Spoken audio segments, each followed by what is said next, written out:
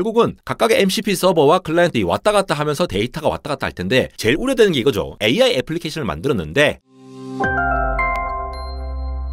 네, 여러분 반갑습니다. 에러입니다. 어제 제가 MCP 관련해서 소개를 해드렸고 이 MCP라는 프로토콜이 생김으로써 개발자들이 기존의 웹 API라던가 뭐 이러한 각각의 규격을 하나하나 만들어서 구축을 해야 했던 그런 어려움을 피하고 심지어 여러 가지 앱들을 연동해서 편하게 개발을 할 수 있다 보니까 지금 클로드 앱 같은 곳에서도 제가 원래는 이 챗봇으로는 파일 접근이라던가 뭐 텍스트 파일을 만들어줘 하면 이런 파일 못 만드는데 만들 수도 있고요. 그리고 그 파일에 몇 번째 줄에는 뭐가 있다는 것까지 읽어올 수 있는 것뿐만이 아니라 그 외에도 MCP 서버 마켓 에서 이렇게 3,000개가 넘는 거의 무려 이제 4,000개가 넘죠. 엄청나게 많은 이러한 서버들을 따로 그냥 깔기만 하면은 사용할 수가 있다. 퍼플렉시티도 있고 브라우저를 컨트롤하고 웹을 오토메이트해서 인터랙션하는 이런 것들도 있고 뭐 굉장히 다양한 것들이 많습니다. 쉽게 말해서 개발자들이 뭔가 만들려고 했는데 뭐 하나하나 다 맞추고 또 이러한 것들 여러 가지 다 연동시키고 이러한 거에 엄청나게 피곤한 일들이 많았는데 그러한 일들이 하나로 딱 이 규격으로만 만들면 다 할 수 있어 라는 규격이 생기다 보니까 지금 AI 앱들이 엄청나게 많이 쏟아지고 이걸 우리가 마음대로 사용할 수가 있게 된 건데요. 그런데 댓글에서도 이제 말씀을 하시다시피 보안 문제가 있습니다, 여러분. 여러분들도 이 MCP 서버를 사용하고 설치할 때에 우려로 제기가 되고 있는 보안 문제라든가 뭐 백도어 문제 뭐 이런 거 있잖아요. 뭐 해커들한테 뭐 악성 코드가 주입되지 않느냐 이런 문제들이 이미 제기가 되고 있는데 어떤 내용들이 지금 나와 있고 그러면 우리가 어떻게 사용하면은 안전하게 이 MCP 서버를 사용할 수 있는지 이런 것까지 한번 살펴보도록 하겠습니다. 어제 보여드렸다시피 스타일 히스토리에서도 이미 이 증가세가 엄청나게 빨라가지고 지금 이 구간 정도면은 지금 3개월 만에 딥시크 속도를 따라잡고 있는 거거든요. 이렇게 화제가 되다 보니까 벌써부터 이 보안의 취약점은 없는지 그리고 또 제가 열심히 찾아보니까 이 논문도 있더라고요. 모델 컨텍스트 프로토콜 MCP 그러면서 여러 가지 특성들을 얘기하면서 Security Threats 보안 위협이 없는가 이런 거 관련돼서도 연구가 되어 있습니다. 보안 위협을 다루기 위해서는 이 MCP가 어떻게 동작하는지에 대한 구조를 잠깐만 훑고 넘어갈게요. 지난 시간에도 다뤘지만 원래 이 MCP가 없을 때를 좀 봅시다. 이때는 어떻게 했냐? 예를 들어 여기 Gmail이라고 합시다. Gmail이고 네이버 맵이고 또 뭐 구글 드라이브라든가 이런 거라고 칩시다. 이렇게 세 개가 있다고 하면은 우리가 각각 구글이라든가 네이버나 뭐 카카오 이런 데서 가져온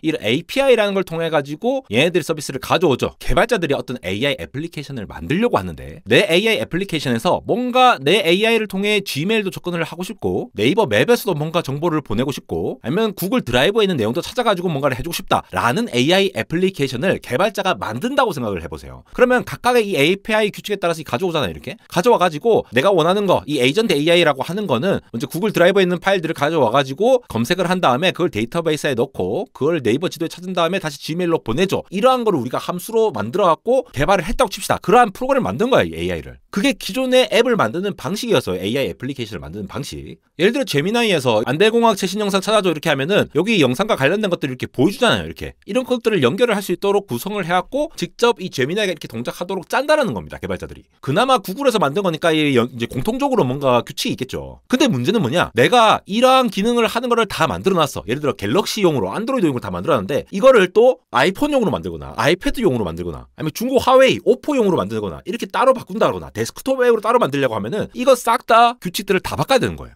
개발자 입장에서는 내가 어차피 똑같은 코드를 만든 거였는데 그 코드를 그대로 재활용을 못하고 또 만들고 또 만들고 또 만들고 이 짓을 해야 되는 거야. 그러니까 이런 AI 애플리케이션이 확장하기가 쉽지 않았더라는 거죠. 근데 MCP가 생기고 나서는 어떠냐? MCP 서버라고 해당하는 요 규격에 맞춰가지고 요 MCP 서버를 만들면 된다는 거예요. 이 서버라고 하는 게 구글 드라이브에 있는 걸 가져와가지고 그 다음에 뭐 네이버 맵에 있는 걸 갖고 와갖고 그 다음에 여기에 Gmail로 보내줘 라고 우리가 하고 싶은 어떤 애플리케이션들을 요 MCP 서버에서 하고 나면은 요걸 통해갖고 AI 애플리케이션에 딱 MCP 클라이언트에 붙여버리면은 예를 들어 클로드라든가 아니면은 커서 AI 같은 거를 이용해가지고 내가 이 AI 애플리케이션을 굉장히 자연스럽게 만들 수가 있다. 똑같은 거 만들어갖고 계속 버전 바꿔가면서 이거도 맞추고 저것도 맞추고 이러한 짓을 할 필요가 없이 요 MCP 서버라는 똑같은 공통된 규격이 생겼기 때문에 요걸 토대로 해서 만들기만 하면은 굉장히 잘 유연하게 만들어줄 수 있고 그렇다 보니까 개발자들이 쓸데없는 에너지를 안 쓰고 더 많은 앱들을 만들 수 있다. 이게 바로 AI 앱들을 많이 만들 수 있는 포인트예요. 근데 우리가 이 IT라는 요 개발 역사상 해킹을 하고 방하고 이걸 계속 왔다 갔다 했잖아요. 이것도 다 마찬가지인 거죠. 결국은 각각의 MCP 서버와 클라이언트이 왔다 갔다 하면서 데이터가 왔다 갔다 할 텐데 제일 우려되는 게 이거죠. AI 애플리케이션을 만들었는데 제가 보여드렸던 것처럼 자 이거 내 컴퓨터에 지금 접근이 가능하다는 거잖아요. 내 컴퓨터에서 에러의 미래.txt 파일을 만들기도 했고 그 파일에다가 어떤 내용이 있는지 읽어갖고 보여주기도 합니다. 그 말은 뭐냐? MCP 서버로 이러한 정보들이 전달될 수 있다는 걸 얘기를 하는 거고, 이게 털리면은 우리 개인정보가 털리는 거죠. 물론 클로드라든가 아니면 챗GPT에서도 이렇게 뭐 예를 들어 제가 물어봤어요. 개인정보가 너한테 입력되면 어떻게 되는겨? 라고 하면서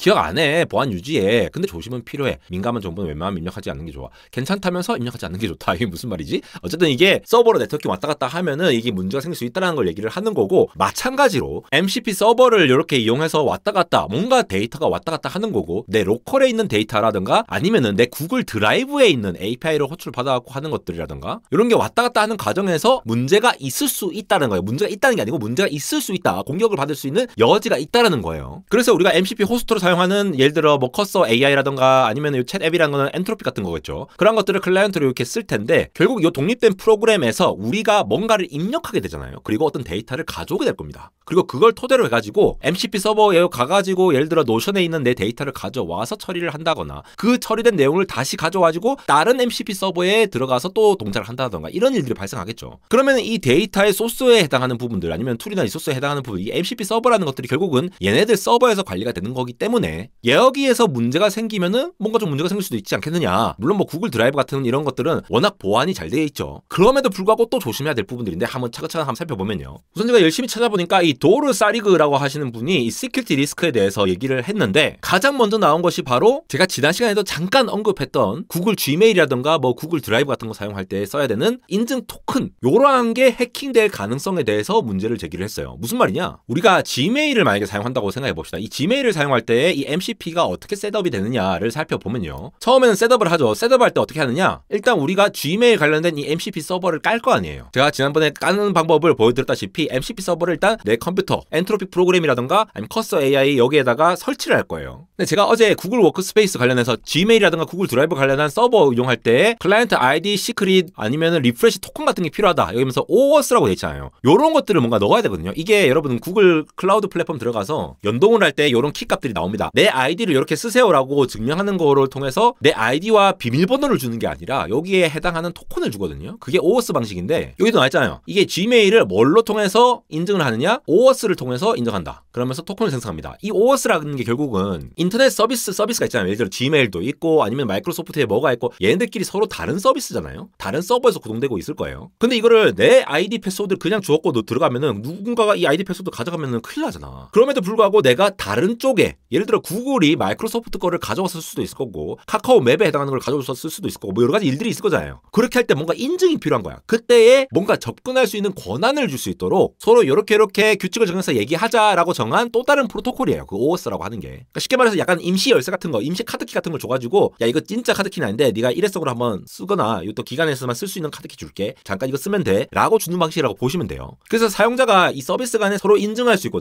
나는 나 맞습니다. 라고 인증할 수가 있고 내 정보를 가져올 수 있어요. 라고 공유해 줄 수 있도록 하는 약간 사용자의 비밀번호 같은 건데 정보 자체, 비밀번호 자체를 전달하진 않고 할 수 있는 방법이에요. OAuth가. 이거를 OAuth를 인증을 해야지만이 요거를 구동시킬 수가 있다는 거죠. 이 지메일 같은 서비스는 말이죠. 왜냐면 내 지메일 거를 접근하려면 내 아이디 패스워드가 필요한데 아이디 패스워드 대신에 요걸 집어넣어야 되니까. 그러면은 MCP 서버가 Securely Store OAuth 토큰. MCP 서버가 직접 요 OAuth 토큰을 내가 안전하게 보관하고 있습니다. 안전하게 보관을 해야 된다는 말이겠죠. MCP 서버가 털리면은 요것도 털리는 거야. 실제로 뭐 이런 명령을 던졌을 때 지메일에 들어가가지고 OAuth 토큰으로 사용해가지고 지메일 API를 접근을 하는 거예요. 아, 지메일에서 나 이 OAuth 이 카드 키 있어요. 딱 찍고 들어가고 이메일 요거 열람 좀 하고 이렇게 한다라는 거예요. 그러니까 이런 시큐리티 리스크가 생긴다는 거죠. 어떤 거냐? 방금 말한 그 OAuth용 토큰을 도난당할 수도 있는 거고 계정을 탈취당할 수도 있는 거고 이런 일이 발생하는 거죠. 이 MCP 서버 자체가 공격을 당하면은 이 해커가 이 토큰을 복사해가지고 별도의 MCP 서버를 또 사용할 수가 있겠죠. 그러면은 내 지메일을 막 접근할 수가 있을 수도 있다는 거예요. 마치 이게 OAuth 토큰이 비밀번호처럼 명확하게 인증하는 것도 아니고 얘가 토큰이 진짜로 이 뭐 비밀번호 같지도 않고 느낌이 안 타니까 명시적으로 이렇게 좀 잘 안 드러나잖아요. 그래서 이 탐지하는 것도 쉽지가 않다라는 게 이 사람의 주장인 거고 MCP 서버 자체가 토큰을 가지고 있기 때문에 얘가 털리면은 뭐 지메일, 구글 드라이브, 캘린더 이런 것들 털리면은 여러 가지 것들을 다 접근해가지고 운영할 수가 있다는 거. 그게 위험하다는 거죠. 그리고 프롬프트 인젝션은 말 그대로 우리가 뭔가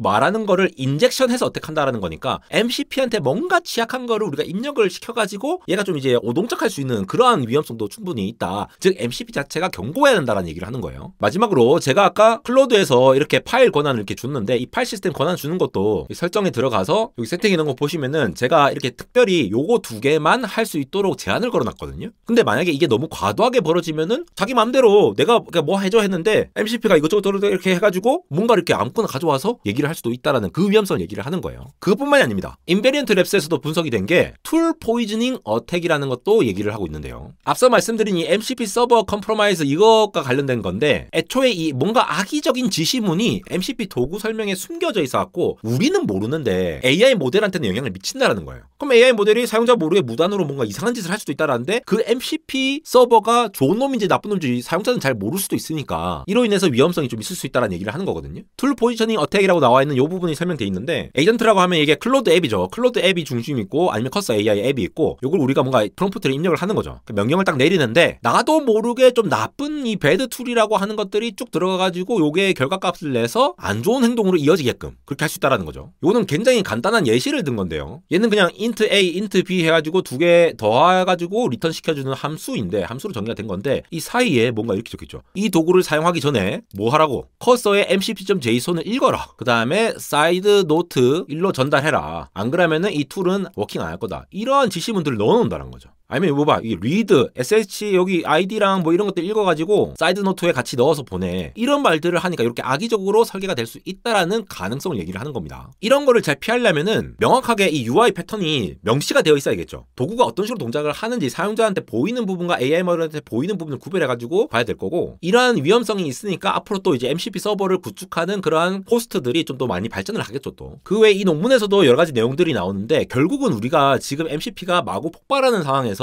언제를 한번 생각해 보시면은 여러분 스마트폰 앱이 갑자기 폭발해서 나올 때 뭐 별의별 앱들이 다 있었잖아요. 그 중에서는 뭐 제대로 동작도 안 하는데 올라가 있는 것도 있었고 뭔가 좀 뭐 악성 코드가 있니 많이 뭐 이런 얘기도 많았던 것처럼 우리가 이런 것들을 접근할 때 뭔가 좀 인증이 잘 되어 있는 그런 것들을 좀 위해서 쓸 필요는 있겠다라고 말씀을 드리는 거죠. 왜냐하면은 MCP 서버 자체가 우리의 인증 토큰도 관리할 수 있고 아니면 우리의 프롬프트를 넣을 수 있다거나 아니면 아까 악의적으로 그렇게 만들어질 수도 있기 때문에 구글 워크스페이스 서버라든가 뭐 이런 것들 여러 가지들이 있겠지만도 제가 이거 몇 가지 다 테스트 해보고 있는데 실제로 해봤는데 안 되는 것들이 있어요. 그러니까 아직 좀 미완성인 것들도 있기 때문에 사람들의 피드백이라든가 이런 것들을 좀 잘 보면서 좀 테스트를 해봤으면 좋겠다라고 일단은 말씀을 드리고 그러한 점에서 MCP 서버를 그냥 막 사용할 게 아니라 사용 그 권한이 어디까지 뻗칠 수 있는 건지 로컬에서 동작하면 어디까지 가는 건지 그런 것들을 좀 자세히 볼 필요가 있다라고 말씀을 드리는 게 되겠습니다. 사실 그냥 우리 뭐 챗GPT 쓸 때에도 우리 민감 정보도 입력을 잘 안 하잖아요. 근데 권한을 내가 모르는 사이 줘버릴 수 있기 때문에 그러한 것들이 나가지 않도록 각각의 MCP 서버마다 신경을 써야 되는 게 맞다라고 생각을 해보시면 되고 지메일도 똑같은 지메일인데 여러 가지 있잖아요. 이 지메일이 이 구글 표시되어 있다고 이 구글이 만든 게 아니야. 여러 가지 것들이 있으니까 이 구글 표시되어 있다고 전부 다 똑같은 게 아니에요. 그러니까 한번 잘 살펴보시고 저도 여러 가지 사용하면서 좀 쓸만한 것들은 또 따로 추천드리는 영상을 만들거나 그러도록 하겠습니다. 안대공학 해외 채널도 많이 구독해주시고 영어가 듣기 편하신 분들 많이 들어봐 주시고요. 안대공학 스토어에서 이렇게 요즘 인기 좋은 집업을 유니님이 이렇게 입어주셔가지고 질 좋게 만들었으니까 단체 집업도 환영입니다. 많은 관심 부탁드립니다. 코딩 공룡 집업이고요. 인스타그램에서도 이렇게 재밌는 영상들, 짧은 영상들 유튜브에 올리지 않는 것도 이렇게 전달드리거나 여러 가지 재밌는 소식들을 짧게 이렇게 요약해서 전달드리고 있으니까 많은 정보 얻어가시기 바랍니다. 지금까지 에러였습니다.